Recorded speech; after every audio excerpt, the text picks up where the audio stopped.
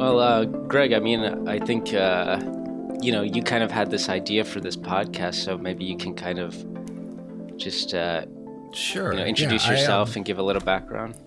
I'm greggioia. I've been releasing a podcast on my own for a while now. I call it All the Movies, and I've made this, the original idea is I wanted to start watching cinema chronologically. So I made this list of the movies I think a person should watch, and then I organized it by when the movies came out. So I'm starting in the 1890s and I'm in 1916 at this point. But at some point I thought it might be fun to talk about more modern films, or maybe even talk with another person about films. Not surprisingly, there's not a lot of interest in my podcast about the films of 1909, etc. So one day I thought, it'd be kind of fun to have a more traditional podcast where it's not just me talking to no one, but me and someone else having a conversation. And through my nephew, I met you, and then we started talking about this, and now we're doing it. So that's my quick background. Why don't you introduce yourself? Yeah, I'm Antonio. I'm a filmmaker, photographer. I've been in Los Angeles for a few years now. Actually met David through connections at school at DePaul University.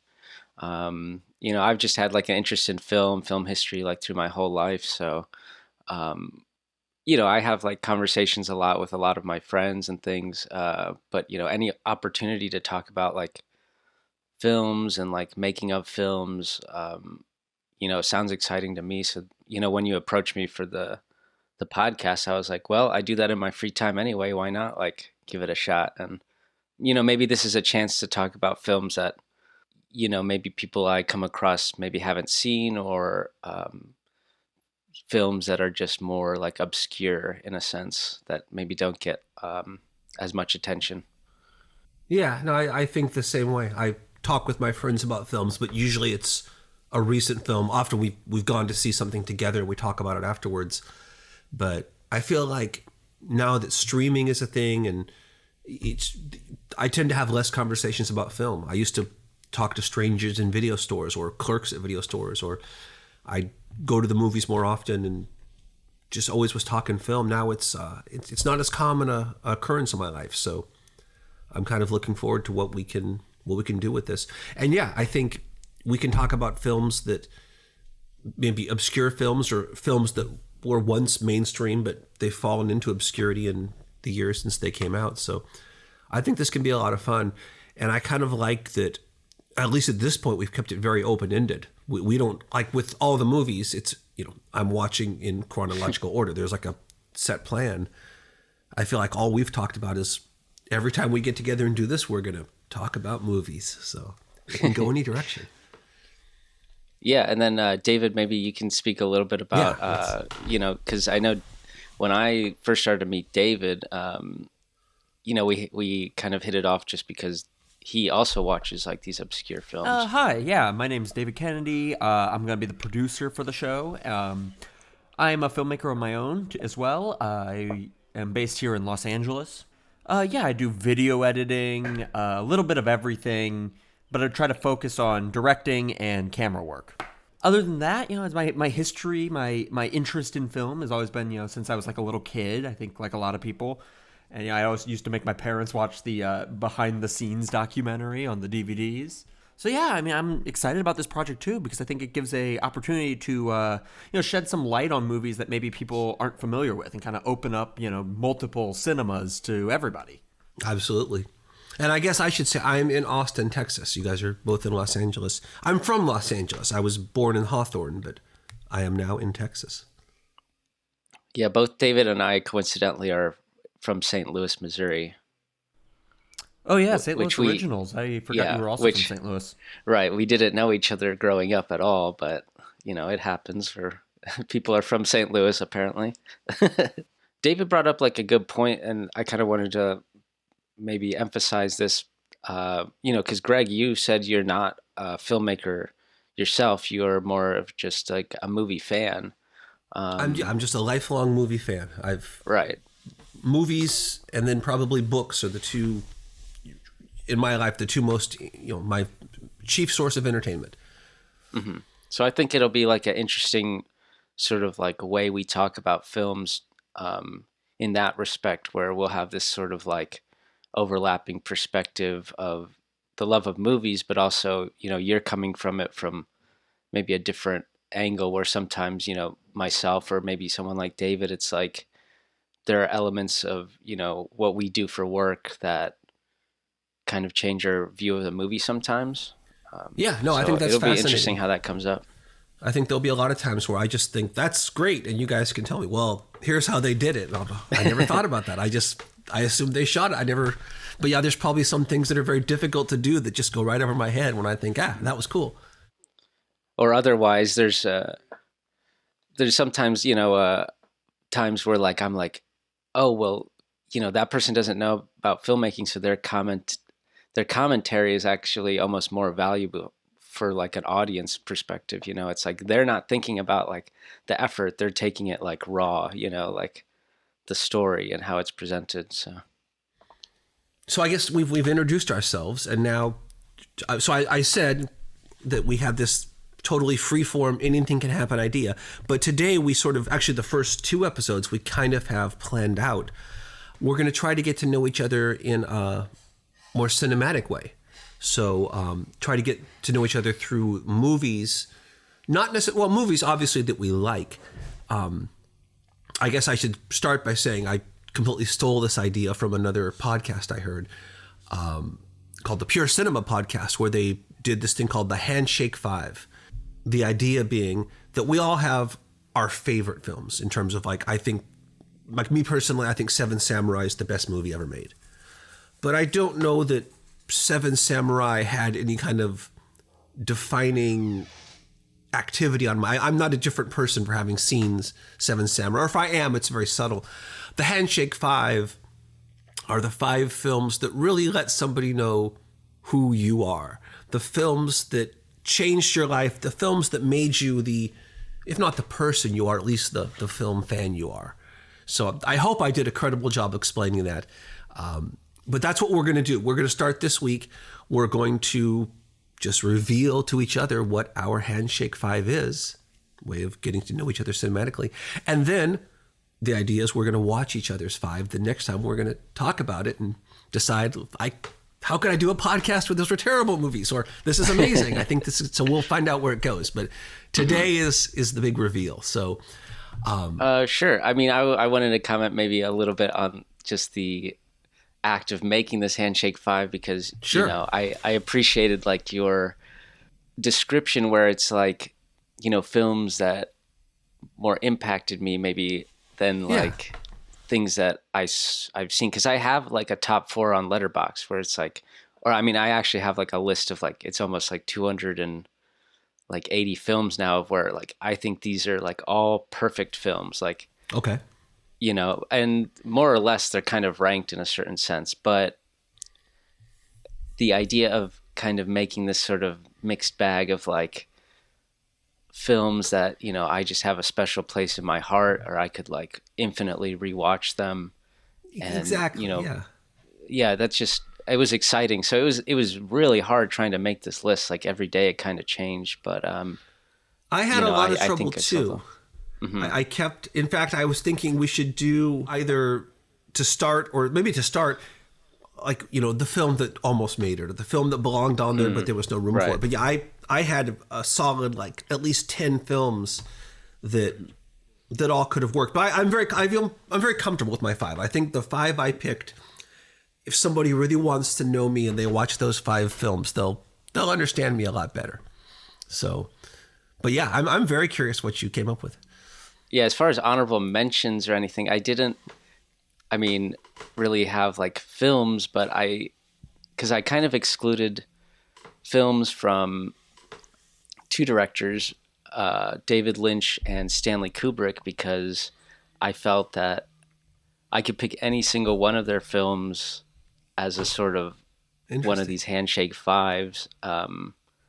But I also was like, there's just too much to talk about, like, with their So I feel films. like that's the filmmaker side of you, I would think. 'Cause Right, that's until you said that, I never even considered that. But that makes perfect sense in from a filmmaker standpoint.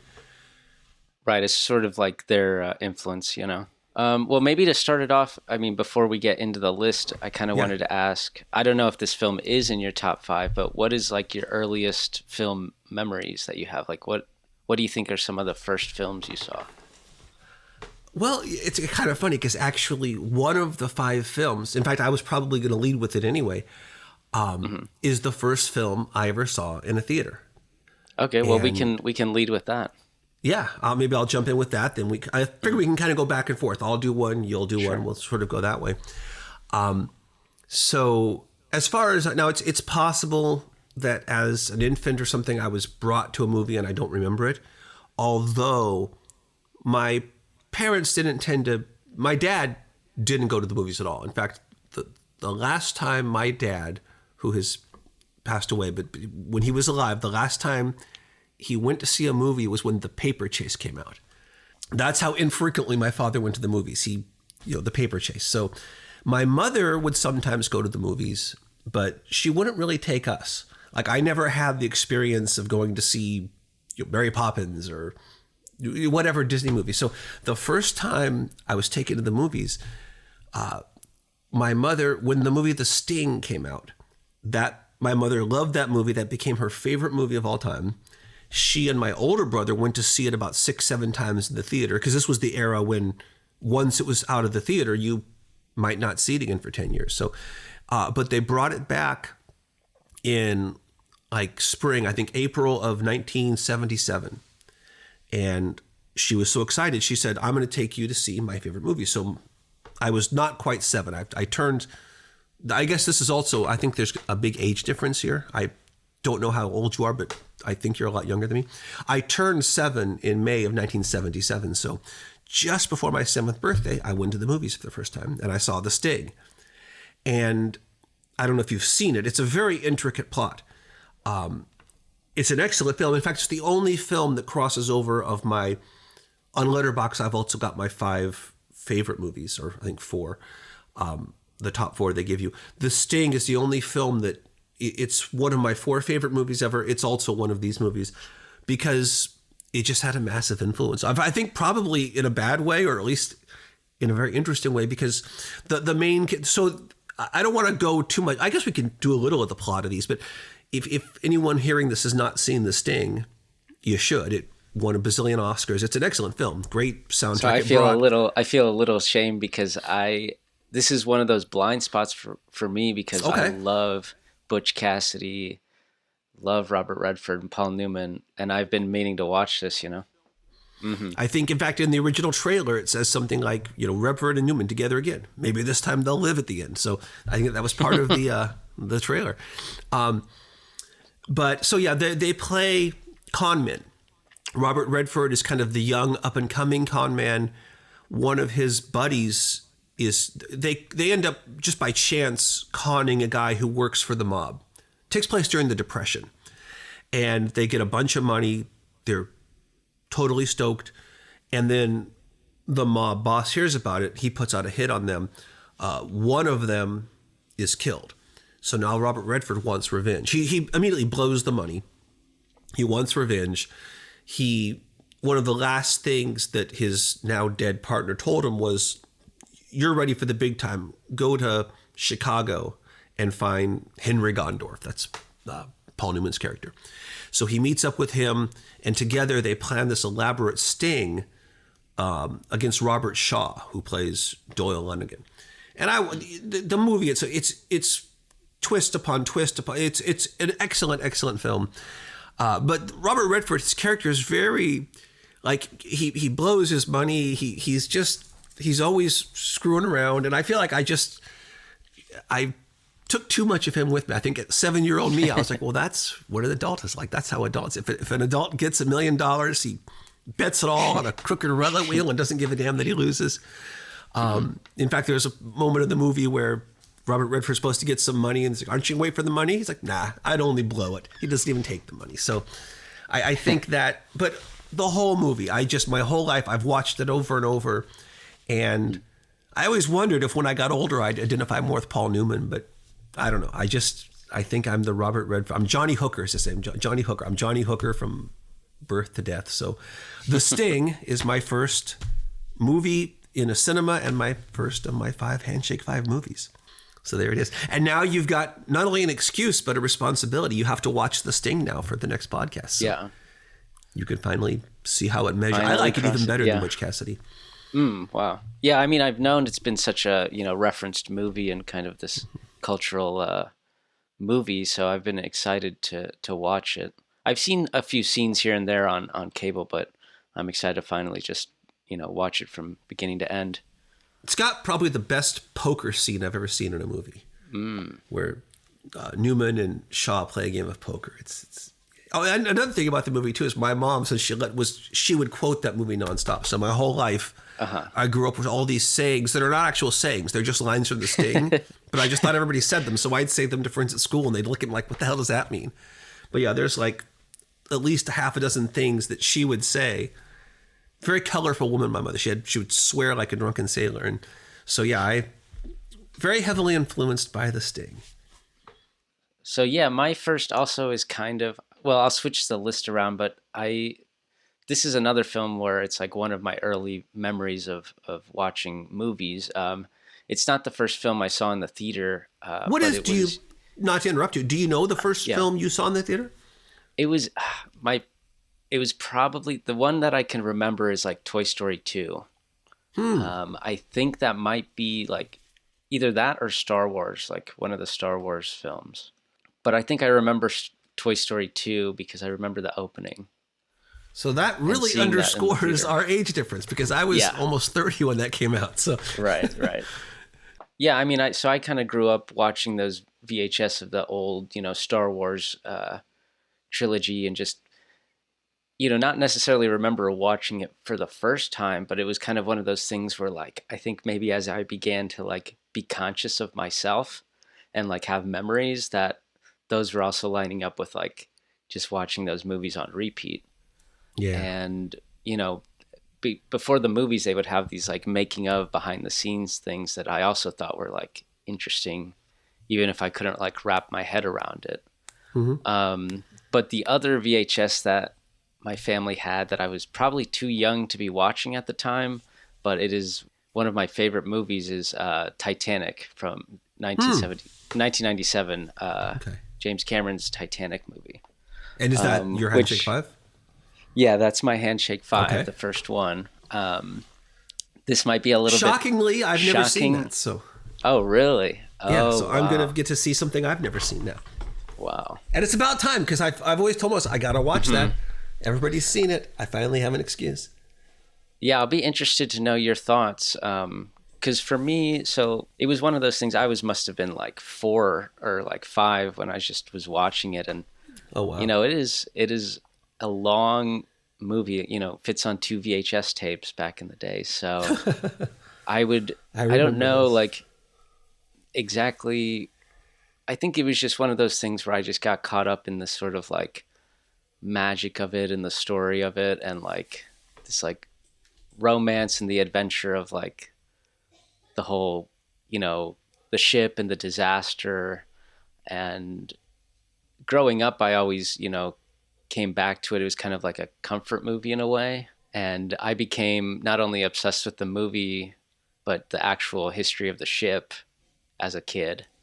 Oh, wow. And yeah, so much so that actually, strangely enough, my 5th birthday party was Titanic themed, which is so funny because it was a disaster. But I just, I loved, I guess, how kids can be into like fire trucks and things like that. Yeah. The idea of this, this giant ship and the history and the time, and then the fact that, this whole disaster happened was like somehow just really fascinating to me. So I would kind of go back and forth between, the movie and the actual history and whatnot. And just the more I've gone through my life and learned more about James Cameron specifically, the more I'm like just in awe of what not only he did with that movie as far as like, the technology and like the ambition of like the storytelling.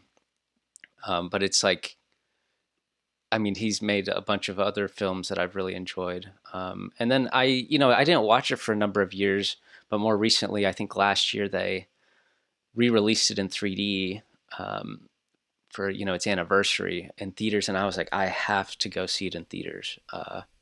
And I was like, part okay, of the thing well, with me. Yeah, I wanted to see it in the theater, and I didn't Right. get a chance when it came out, so I'm kind of waiting. But yeah, it's either watch it in the theater or watch it on the 2 VHS tapes on a bad TV. That's what I Yeah. would recommend. yeah. But I thought, maybe I'm like older now. I haven't seen it in a long time. Maybe I won't love the movie as much. But I mean, I just got so sucked in this viewing, and by the end, the last scene happens, and I was just like, shedding a couple tears, and I was like, wow, what a great like movie. And obviously now I can, some of the writing, more of like the critical parts of me, I can understand some of like the specific critiques or maybe some like nitpicking stuff. But I think in the end, it's just like one of those like full on, like swept away sort of fantasy films that, I can just come back to anytime. And like you said with The Sting, I would just quote lines from the movie. I mean, all the time, like everything that Jack says in the movie or like some funny stuff, I mean, my parents said that I would be reenacting this scene where he's like going like, shit, shit, shit. And they were like, where did he learn that from? And it was because I was always watching Titanic. That's cool. No, I'm glad that's one of your movies, because that is definitely one of the most glaring holes in my movie watching. Although I've also not seen Avatar, so I guess Cameron's two biggest films I missed, but that's definitely one that I've been needing to watch. And like I said, I just in the back of my mind, I'm like, well, eventually it'll be playing at a theater somewhere where I can see it on a big screen, because I want to see the ship sink in all the 35 millimeter glory, or 70 millimeter. Was it shot in 70 maybe IMAX? I don't know. And I'll say like the 3D thing was like only cool for a couple shots. I kind of just forgot that it was in 3D after a certain point. You just get sucked Was into that the film movie. originally released in 3D, or was that something they just did? Okay. They just did it for promotional sake, I guess. I don't know. Yeah, make some extra bucks. Right. Well, what's your next film there, Greg? Well, I don't have them in much of an order. I figured I was going to lead with The Sting because it was the first one I saw.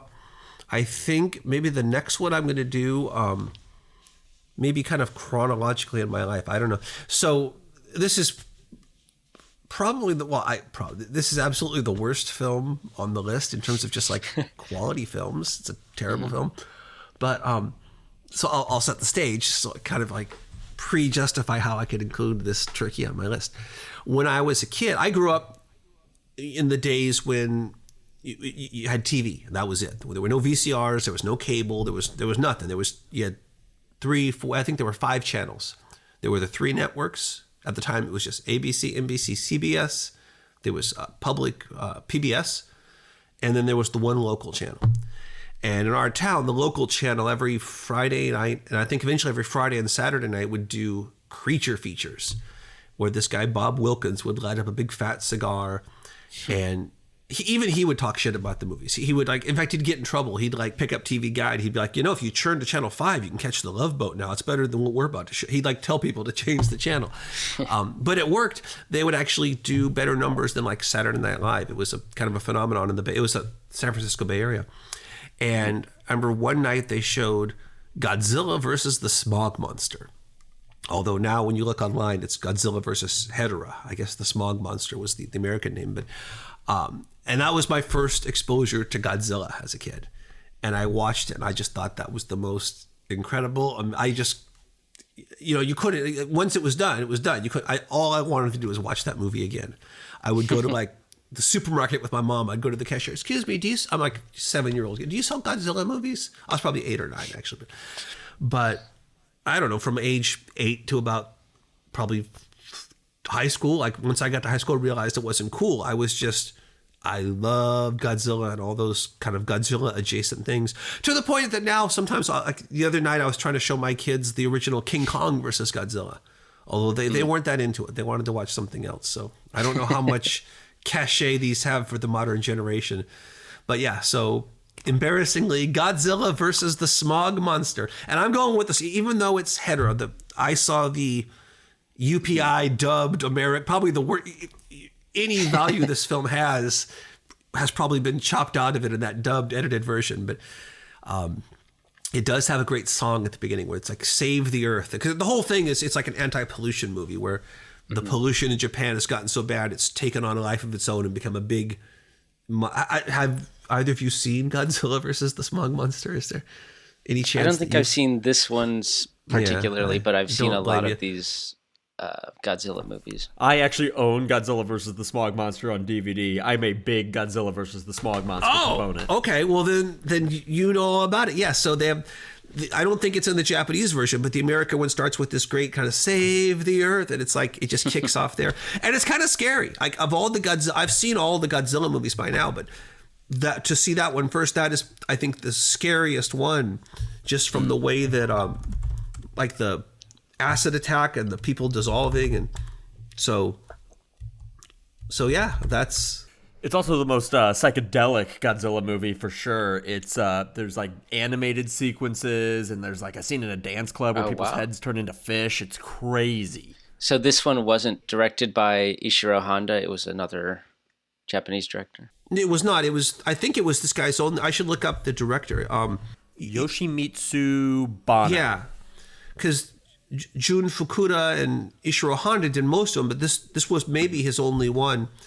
And it's very much a product of like late 60s, early 70s psychedelic culture, kind of early conservationist anti-pollution. There's a lot packed into it that make it interesting as a cultural artifact. But as a film, like I sort of had this idea I was going to summarize these movies a little bit, but like, what's the Godzilla fights a pile of sludge? There's not much to summarize, but I think this is the movie where Godzilla learns to fly. I think this is where the smog monster flies off. So he like tucks his tail between his legs and he uses his flame breath as like a jet and flies through the air and catches him. And it's just like bonkers, over the top ridiculousness. But it's so to an 8-year-old kid, it was just, it was Citizen Kane. I didn't realize movies could be that. So I really fell in love with that movie. So right.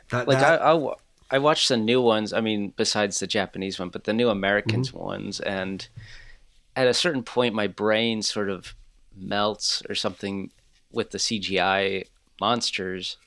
And I'm like, I would rather watch two people in suits. Like, that's more exciting to me. Even how bad the movie is or whatever, technically, and it might be. Interesting. It's more entertaining to me. Because I've seen the new ones, and I wonder like how much would I have loved that, like as a kid, if like the Godzilla versus Kong they just had, if they'd had that when I was a kid, like what would I have done? I would have just I would have just been ecstatic. I feel like, but I guess there's something to be said for the campiness of the old ones, right? So, but yeah, I guess yeah, both have their place. It's fun to see the campy ones, but I like the. I appreciate the realism. I like it. Really looks like Godzilla and King Kong are smashing Hong Kong, and it's like it looks so real now. I like it. Well, this might be a good segue into my next film. Okay. It's actually the perfect segue because the other film that I chose was the original 1933 King Kong film. Oh wow! Okay. Yeah. So. Pretty much for those same reasons, and like this sort of fantasy monster creature feature adventure, but like this old film has like always influenced my life just because of like the sort of nature of the film as like a fantasy, like a pure fantasy horror film. Whereas, like, even at the time when I first saw it, I think, my dad was like, oh, you got to see Godzilla. I don't remember what age exactly I was, but, I would watch it on either DVD or VHS. And, it was an old movie then, and I knew that, but I still was just getting so sucked into the film and the story and, like, the character of King Kong. And I guess there's, like, this aspect to it that it's sort of a movie that starts off in reality, in like a bleak, realistic sort of, Depression era setting the actors, filmmakers would be right out of, at that time period. And then it takes you into this like larger than life sort of ridiculous, monster adventure. Takes you to Skull Island, and the craziest things you've ever seen, like in a movie, are going on.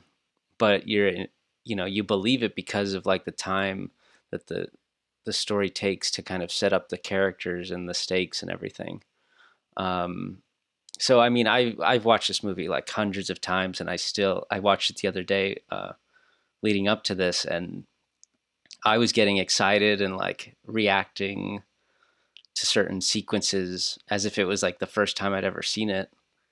And I know what like they're doing. I know everything about the stop motion. Like I've loved like researching all that. My brain can understand that, these are puppets and stuff, but there's this certain like handcrafted nature and emotion that comes through that, these sequences of like Kong fighting the T-Rex, or, the guys like walking across the log and King Kong like flicking him off the log. It's like, it's so exciting to me. And I think the more I watch it, the more I appreciate like its place in film history. I guess like Titanic, it's sort of one of those touchstones of like, okay, this is like, they're pulling out all the stops, with the effects and, things that were like really ahead of its time at the time. And watching the commentary with Ray Harryhausen, and they were kind of saying like, oh yeah, I mean, they pretty much did everything back in Kong. Like everything's been a sort of reinvention of the wheel, so to speak. And I was kind of like, wow, like they're kind of right. That was the first giant monster movie, I think, right? That was the first of that, and it all started. Yeah, there, I believe so. Yeah, and I think a lot of it, we sort of take for granted now, but I think at the time nobody had seen anything like that ever, and I think it still holds up like better than most movies. And yeah, I've heard that Ishiro Honda, when he created Godzilla, they had I think King Kong had just had like its 20-year re-release in like maybe 1953 or whatever, and he saw that, and that kind of sparked his idea for Godzilla. So it was influential in that regard too.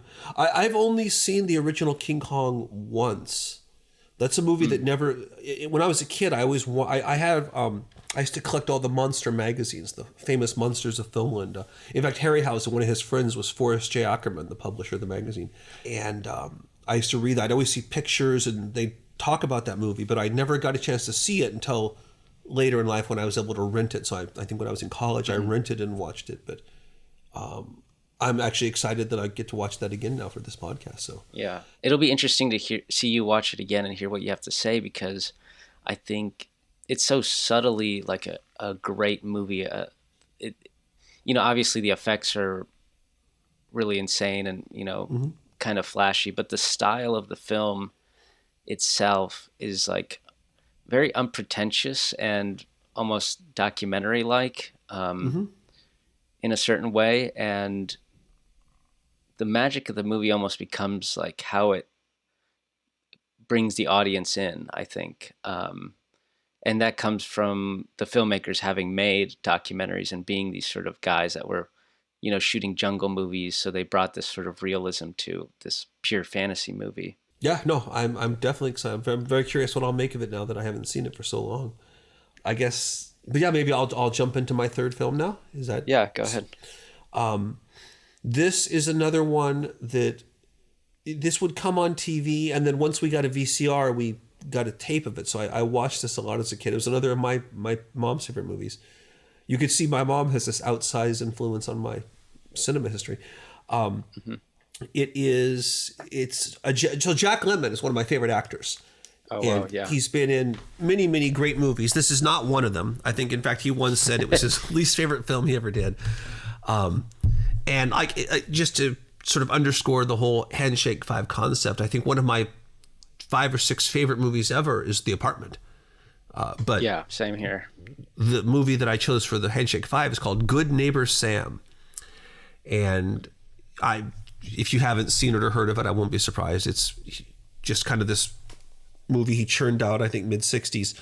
But It's hilarious. I don't know. And again, I think it also, so the whole premise of the movie is Sam is just the most generic suburban worker bee, gets up, goes into the office, doesn't really like his job, never gets promoted, just hates everything about his work. That's Jack Lemmon's character.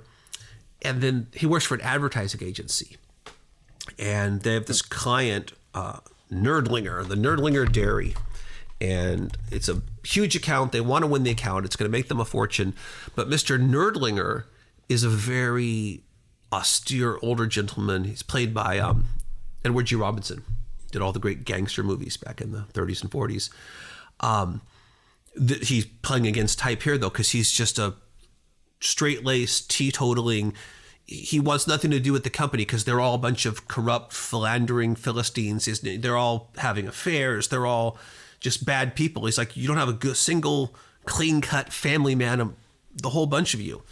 So they've got to find someone that works for their company who's a good, clean-cut family man, and that's Sam. That's Jack Lemmon. So they immediately promote him to like vice president. He gets the Nerdlinger account, and suddenly his fortunes are rising. And there's a whole subplot with their neighbor who has divorced her husband, and she's about to inherit all this money, and she's going to give them some just because they're good buddies. And then there's a mistaken identity where I'm not going to spoil anything, but I think it's just hilarious. I watch it, I laugh out loud. So your mileage may vary, as they say. But I'm watching a little bit of like, just with the sound off, a little trailer, and this looks ridiculous. There's like some weird invention.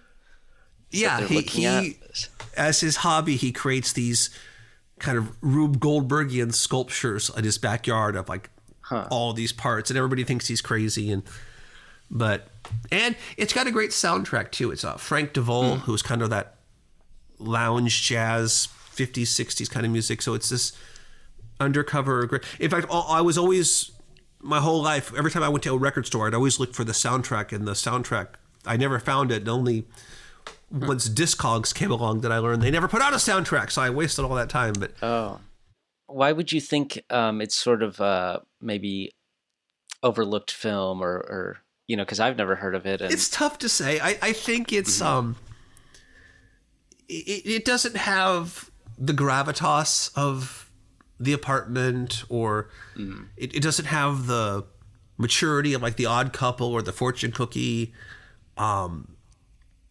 I feel like during that era, he also did one called Under the Yum Yum Tree that I like a lot. He made a lot of these kind of like just churn them out comedies that were, I don't know, I could see some people watching this and just being like, that was terrible. Other people watching it like, oh, that was the funniest thing ever. So, but I think it's funny. And there's just a lot of cool lines in this too. A lot of people just say funny things that I would always say to people, and they'd give me funny looks like, what the hell does that mean? So Good Neighbor Sam. Well, I appreciate you bringing up films that obviously a lot of effort went into. You know, there's famous people attached to that, you know, have just been kind of forgotten by time in a sense.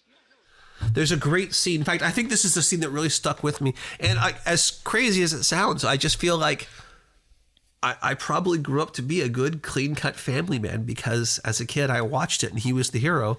And I thought, well, that's what you got to do. You got to grow up to be a good, clean-cut family man. So I think this had a profound effect on my maybe I would have grown up this way anyway, but I wanted to mimic Sam's good, clean living ways.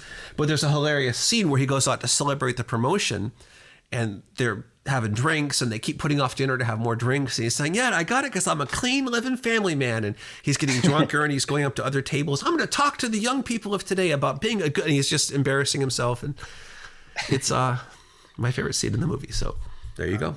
Good Neighbor Sam, number 3. Let's see, which film should I do next for mine? I'll go with like a comedy film.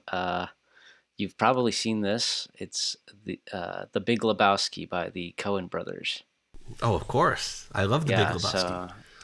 So, I think, you know, this is just one of those films I saw like in high school, and you know, by the opening scene, I just felt, yep, this is my type of movie. And the longer it went on, the more crazy it got. And I just laughed the whole time. And it's one of those movies, like the more you watch it, I think the more you just get out of it. Obviously, it's got a huge cult following. It might be like one of the biggest cult movies ever. I think at the time, I'm not sure how successful it was when it came out, but I think it's down in history with one of those just quotable movies.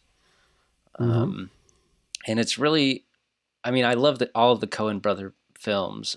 So it was hard to pick one, to stand out. But I think this one sort of encapsulates film noir movies, but also comedy, because it's this sort of like stoner noir, like noir influenced film, but it has like, this setting of Los Angeles and these just the quirkiest characters and this mystery that really doesn't make any sense. And this guy just kind of gets wrapped up in it. And I don't know, I think I just identify with a lot that this movie has, just like the dude and the craziness of like life. And it's again, it's another one of these movies that maybe is a little bit more subtly cinematic. I don't know if the style is necessarily something that people remember, but I think you have the Coen brothers at the top of their game, and you have Roger Deakins, who is like one of the best cinematographers. He's lighting it, and it has this sort of like grounded in reality aspect, but then you get these scenes that are like the dude's like trip when he passes out, and it's more like the musical like setting, like Mm-hmm. with this whole dance number. And just you're always like, especially in the first time, you're like, what am I watching, and what is this next scene? And then obviously the more you watch it, the more you can piece it together. But yeah, I mean, I think a lot has been said about the Big Lebowski, but it's just one of those like, I watch it with friends, people who haven't seen it. I'm like, okay, well, that's what we're doing right now. Drop everything you're doing, and we're gonna watch the Big Lebowski. I love that movie. I think it was the third time I watched it, I realized that it's almost a remake of The Big Sleep with Bogart, but just through a stoner perspective. And when I Yeah, exactly. realized that, I had this great awakening of like, wow, I appreciated the film on a whole new level. Yeah, and I love The Big Sleep. I kind of, at this time, I think I had watched The Big Lebowski and then The Third Man, and those kind of led me down this whole path and obsession I have with film noir, which I hope to bring up a lot of those movies as we do this podcast, because there's a lot of gold within that genre. Maybe this is a good segue into the film, like my sixth film, the film that almost made the list, which was a different Coen Brothers movie, was The Hudsucker Proxy. Oh, that was yeah. it was on the list, and it was off the list. It was on, I think Godzilla finally knocked it out of the list. But Yeah, that's another kind of forgotten Coen Brothers movie. I mean, it's just as good as anything else they made. I think so. I love the screwball comedies that it's kind of riffing on. Yeah. But Well, and their I whole feel like, relationship with Sam Raimi too is like, I love both, those filmmakers and their whole wacky sort of Three Stooges, like physical comedy thing. I'll tell you my seventh one later at the end, because there was actually one more that almost made the list. So Okay, sure. I've got two left. Which one? Okay. So the next one, this is something I saw when I was young. I think it's another one of the, like, I saw it inappropriately early, and it shaped me, and kind of like, I probably should have seen this when I was 5-10 years older than I was. It's Anti-Mame. Are you familiar with that movie? It's 1958. No. Anti-Mame. It's Rosalind Russell. She's a little older. She was the star of His Girl Friday, I think maybe her biggest film. She was a big star in the 30s and 40s. This is sort of towards the end of her career, so now she's playing an older woman. And it's a really great movie. It's based on a play, which I think itself was based on like a biography, a book. This Patrick Dennis, I've read the book actually, but it tells the story of this kid who his parents die, and he's left in the custody of this kind of reckless aunt, his deceased father's sister. And she is just a sort of, independent woman. It takes place in the Roaring 20s. And she's like this kind of bohemian, progressive, independent, Greenwich Village, high society woman. all she does is throw parties, get drunk, and suddenly she has a child. And it's just, I don't know. It's very interesting. The way she was constantly redecorating her apartment, I took that to heart. I think at one point I decorated my apartment I had with kind of the same garish decor that I didn't, knowingly channel her, but I think subconsciously I was. But it's if you want to see a great sort of jazz age, then into the Depression, and it's a funny movie, and it's probably not the best movie, but it's a movie that I for my living now, I used to be an event planner. I'm a DJ, but I did event planning as well, and I think all of that kind of party-based career probably stemmed out of seeing her hosting her parties when I was a kid. So, Auntie Mame from 1958. Yeah, I mean, I like watching these sort of Technicolor, comedy movies. I mean, sometimes I, don't watch the whole thing. Sometimes I get like a little bored, but I just love seeing moments of them, and like the set design and how people are acting and how like the characters from the time are interacting. There's always something like interesting going on. So you did read the book, you said? I did later in life. I found like an old paperback copy of it, and I read it. No, book wasn't as good as the movie, or it was just different. It's more like a autobiography, I guess. It's funny, but a different kind of funny. Movie's really funny. And then it's sort of adapted into like this screwball comedy movie. Yeah, kind of. I wouldn't say totally screwball comedy, but it's kind of if you like kind of that 40s, 50s style of humor. Okay, I guess I'll go on for my third film. Or wait, this is the second to last, right? Fourth film, yes. Okay, I'll go with, so this one, I love this filmmaker. This is Akira Kurosawa's Throne of Blood. From 1950, what year? 7. This was like, I at the time, I think I was doing Macbeth in school. Like, it might have been at 5th grade. I was like 11 or so. And, we had to read like Macbeth and then kind of perform it for our class. And again, my dad, I think a lot of these, like you said with your mom, my dad was the one to introduce me to a lot of films. And he was like, oh, if you're doing Macbeth, you have to see this movie called Throne of Blood. It's like got a great ending. And I was like, oh, okay. Like, and I'm not sure if I had really seen like a Japanese film or like, like foreign cinema, especially like not any old ones at the time. And back then we had to like order the VHS off Amazon because it was not like a readily available film. Wow. I mean, they might have had a DVD or something, but I remember he was like, okay, I ordered it off Amazon, and like we had to wait, and then it came. And I mean, I watched it, and my mind was kind of blown in a sense with, something I had just never, like a culture and a time that I had never seen much of before. And the like creepy, dramatic quality of the film really made an impression on me at the time. I mean, it's still like a really haunting movie. I'm not sure if you've seen it. I'm a big fan of Kurosawa, but I've not seen that. Oh, wow. Yeah. I know of the film. I know it's a remake of a Macbeth, right? It's his version of Macbeth.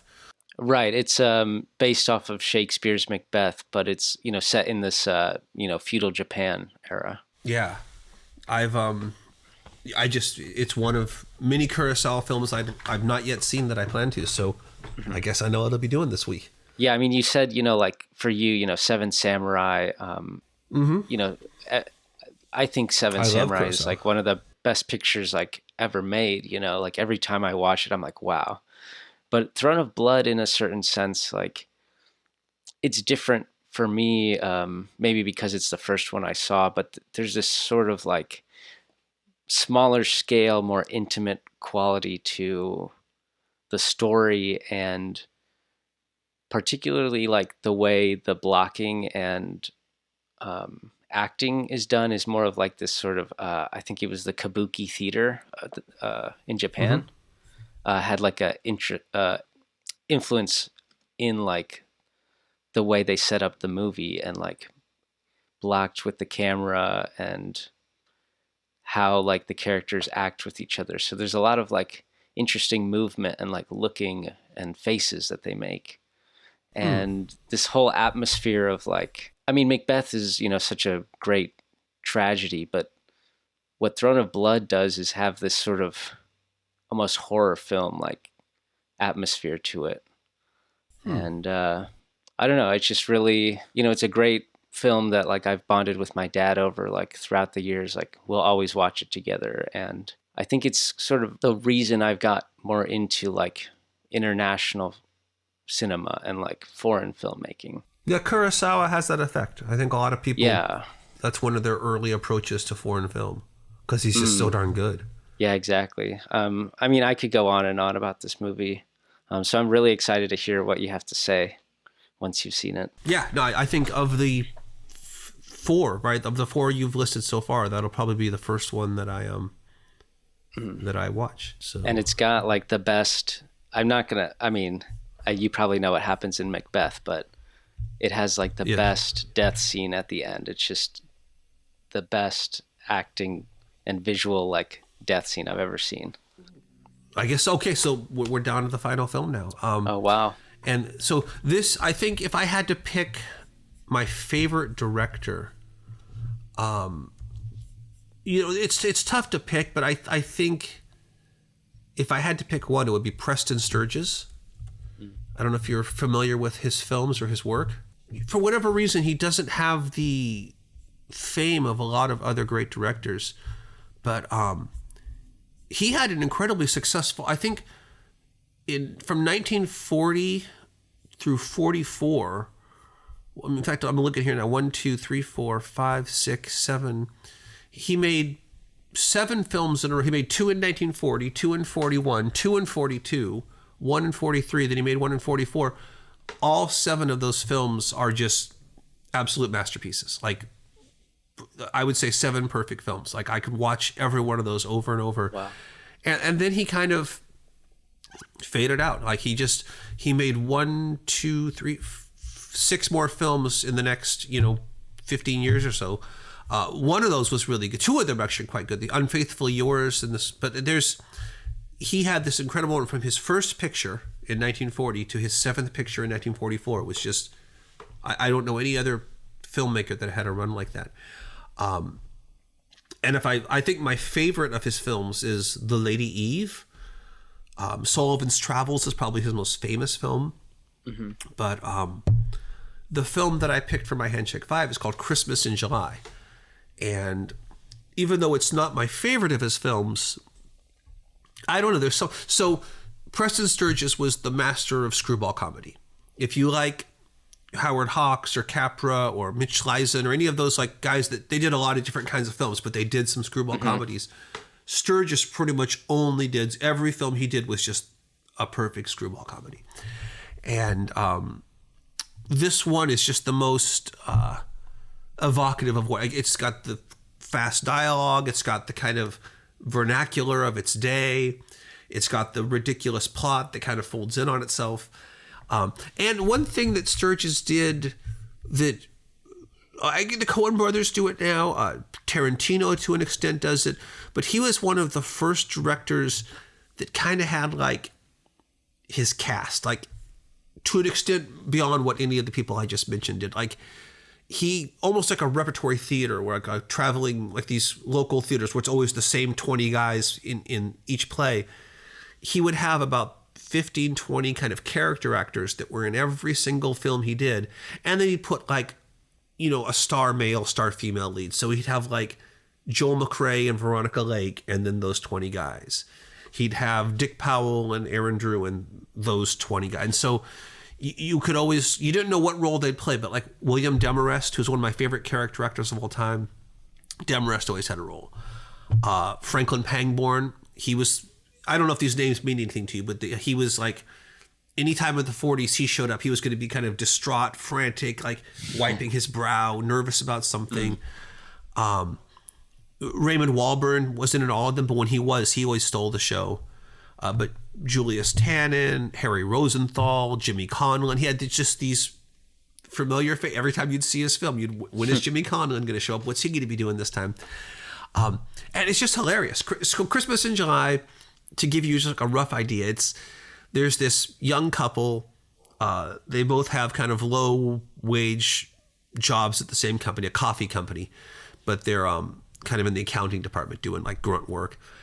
And this rival coffee company is running a slogan contest where they're going to give a $25,000 prize, which in today's dollars, I don't know, maybe we can calculate that, but what $25,000 in 1940 is today. But it was a massive prize. And if you come up with the new slogan for Dr. Maxford's coffee, you get that prize. And so this guy, Jimmy, is convinced he's going to win because he loses every contest he's in. And his rationale is, well, every time I lose, I'm twice as likely to win the next one. So it's like, I lost all these. I'm 50-50 this time. I'm going to win it. And of course, he doesn't win it. But his, like these kind of, these guys at work that are kind of troublemakers, they think it'd be funny to trick him. So they send him a fake telegram saying, you won the prize. Come get your check. So he gets up on his desk at work. He's basically like, I quit my job. I'm rich now. I won. And the boss calls him and he's like, well, don't quit. If you're good with slogans, we'll make you an executive. We'll give you a raise. We'll give you an office. So he gets this huge promotion. He gets a raise. And so now he's an executive at the company. The troublemakers, they're like beside themselves. Like they can't say anything because the boss is there now. So they can't admit what they did. So they just have to like let it play out. Meanwhile, we see the Dr. Maxford company. This place is just totally mismanaged. Like nobody knows what's going on.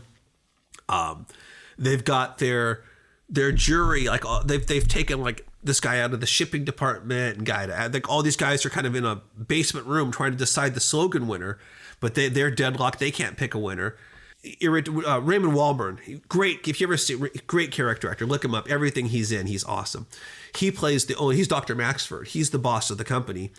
He's constantly pissed off because they won't give him a winner. He had this big radio spot. They ruined it because they didn't have a winner pick. So he was just embarrassed on live radio.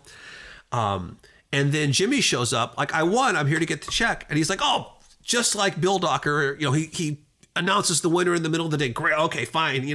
Here, take my money. I don't care. He gives him the check because he thinks he won.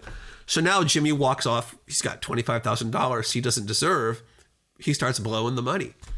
And then eventually, of course, Dr. Maxford realizes what's happened and the whole thing comes crashing down. But it's a really, really funny movie.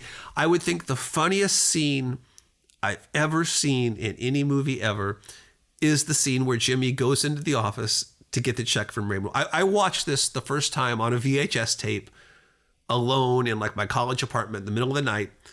And I had to pause it because I was just laughing. So I rarely laugh out loud if I'm alone. Like in a theater environment with others, I will. But it's rare that I'll even chuckle out loud. But I just was like, I just had to pause it and I just could not stop laughing. I had to rewind it and it is the funniest scene I've ever seen in a movie. So Christmas in July, it is not Preston Sturges' best film by a long shot. It's probably, I think some people might say it was probably the worst of those 7 films. Mm-hmm. But it's hilarious and it's quick. It's a short movie. It's like barely an hour long. I think nice. An hour and 7 minutes. So you could watch it quick and it's a perfect gateway. So if you like that, there's more in store and everything to come is going to be better. Nice. I'm really looking forward to this based off of what you've had to say. What you're saying about like the cast, it's one of those things where like I'm sure it's for you it almost feels like, oh, here are like my friends again, like it is. It's like you're hanging out with your buddies.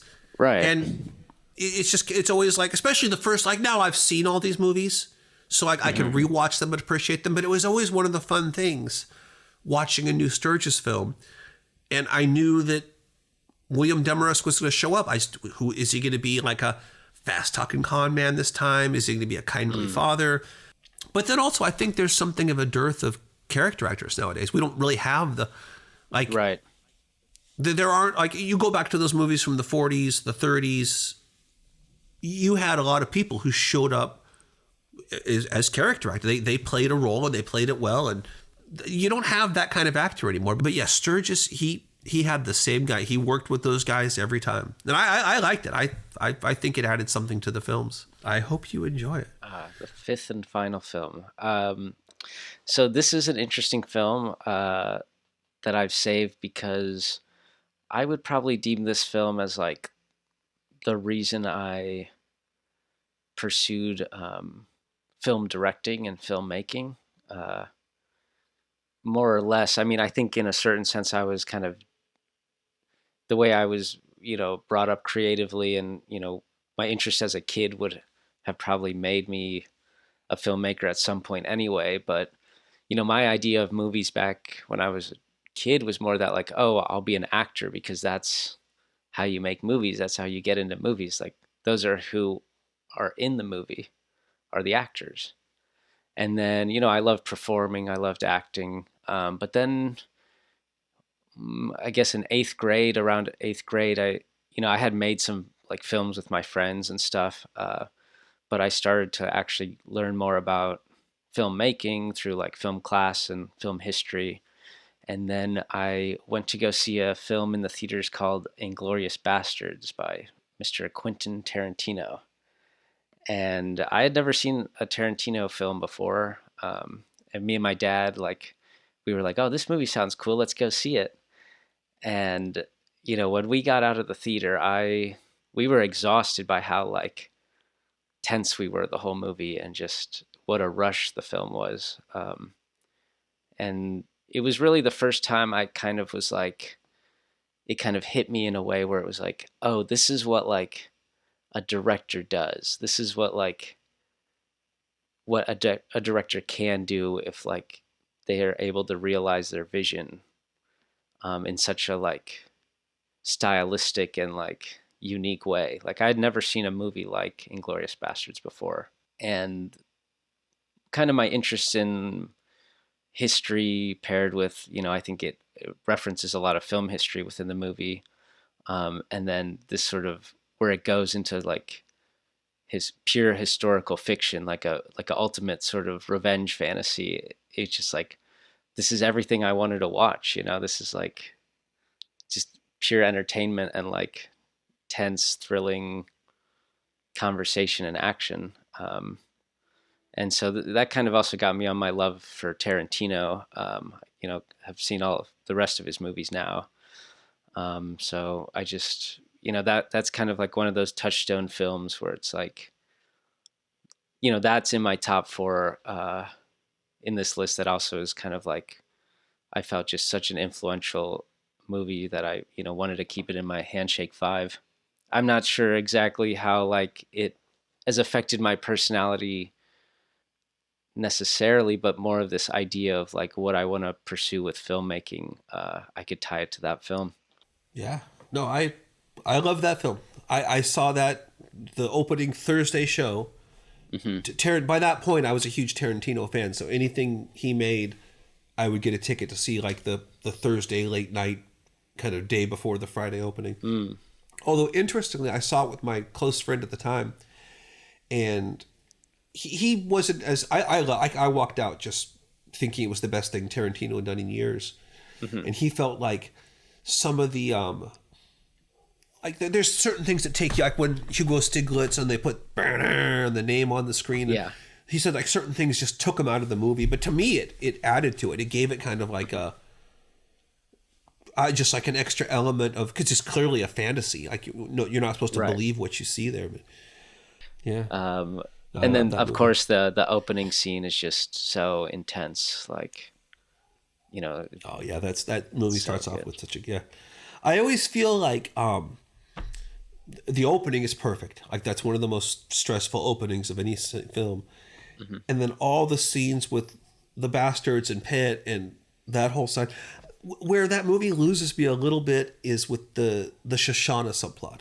I almost feel like if you could just cut, like it wouldn't affect the movie because they still would kill the Nazis anyway. Right. I feel like you could almost edit that out. You'd get a shorter, tighter film. Not that I hate those scenes. There's some great, the scene with her and Waltz having the pastry. Wait for the cream. Yeah, the cafe. Like yeah, like that's a great scene. But the young Nazi and her, like somehow that's the only thing that I feel kind of keeps that movie from being just like a next level masterpiece for me.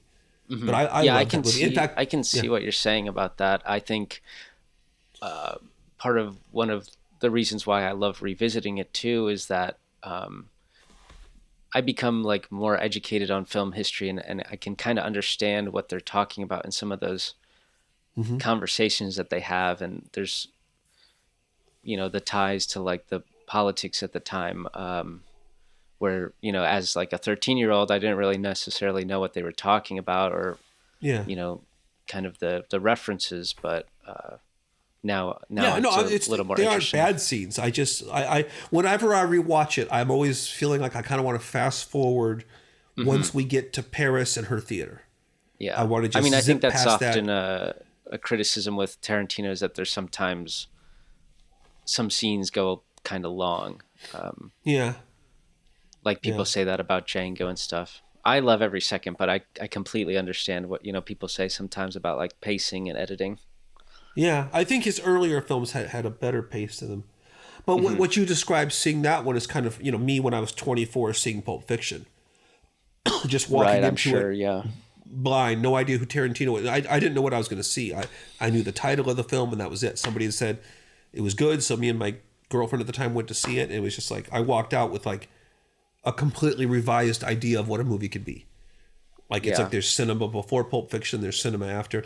And I can imagine you being a little younger seeing Inglourious Basterds, probably the same thing, where it's like completely realigns your notion of what cinema could possibly be.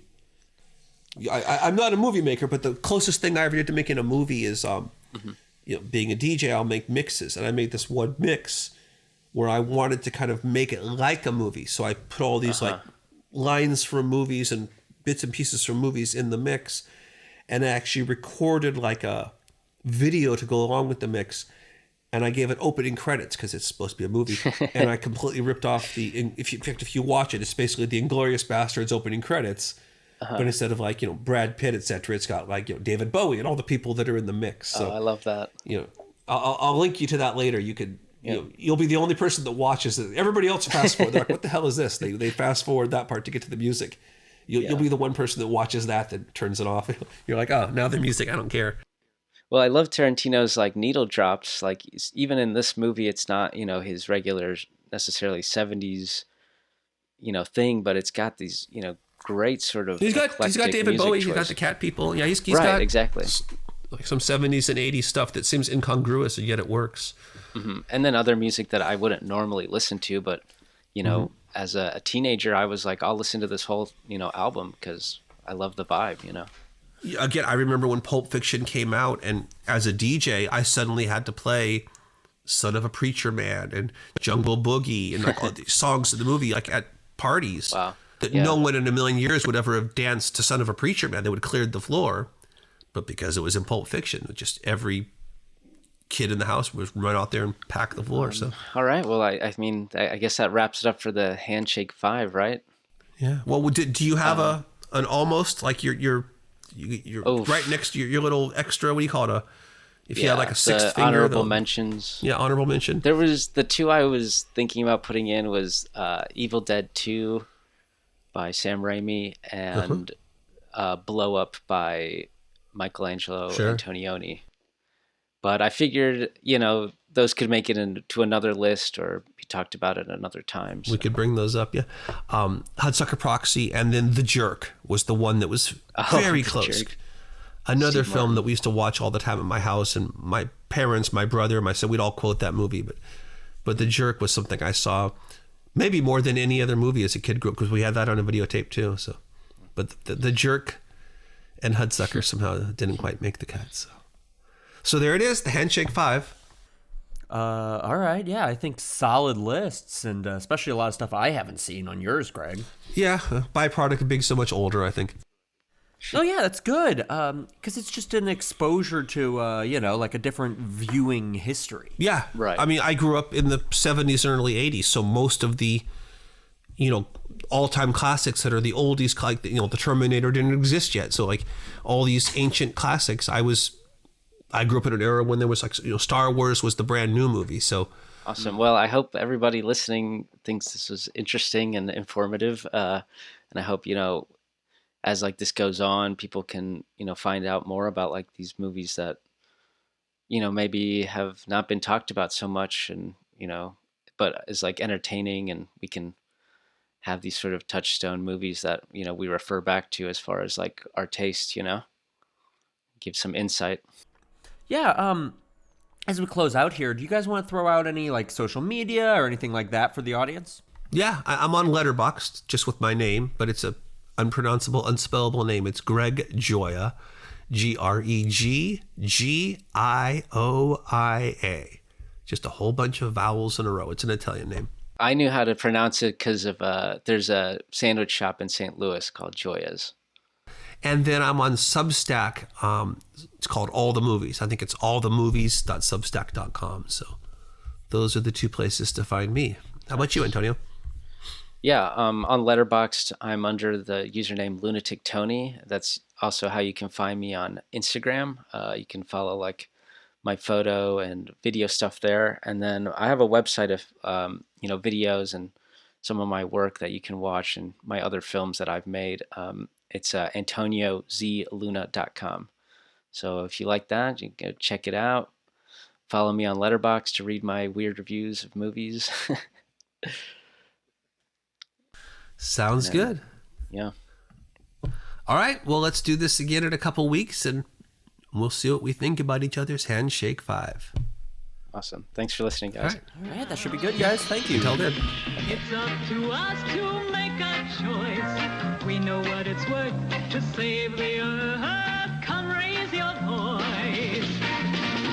Save the earth. Save the earth. Save the earth. Save the earth. See the evil problem around us. Save the earth. Save the earth. Save the earth. Save the earth. And the solutions, stop pollution. Save the